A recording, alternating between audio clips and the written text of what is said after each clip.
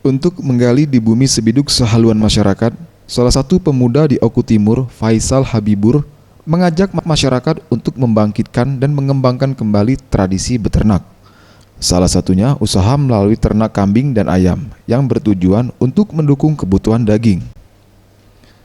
Kambing yang diternaknya berusia sekitar 6 bulan. Kambing tersebut berupa kambing lokal. Saat ini, kambing yang diternak kurang lebih mencapai 1.000 ekor. Sedangkan untuk ayam menggunakan jenis ayam kampung super dan sudah mencapai 1.000 ekor dengan dibantu 14 karyawan. Selain itu, juga usaha yang dibukanya ini bertujuan untuk membantu pemerintah menanggulangi kekurangan daging. Apalagi di saat ingin memasuki bulan puasa dan hari raya, tentunya sangat banyak masyarakat yang ingin membutuhkan daging.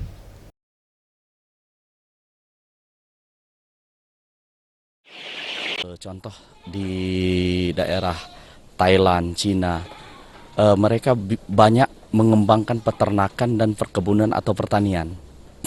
Nah, dari situlah saya belajar dan saya lihat dari zaman dulu kakek nenek kita itu tidak ada yang di rumahnya itu satu keluarga itu tidak ada yang tidak memelihara ayam ataupun kambing.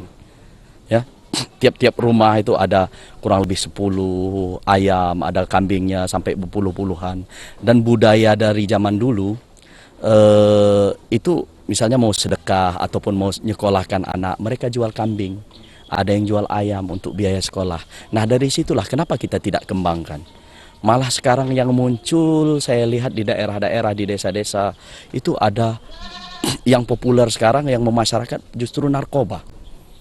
Padahal itu sangat merugikan. Nah, sementara kesempatan yang menguntungkan itu tidak ditumbuhkan kembali dan tidak dihidupkan kembali. Nah, dari situlah saya hidupkan kembali. Contoh saya ternak kambing dan saya sekarang buka ternak ayam supaya hidup kembali dan saya ajak lagi masyarakat.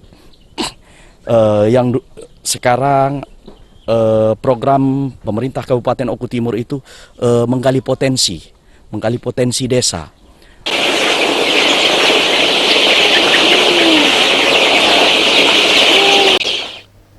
Imam Tasrul, Sriwijaya TV.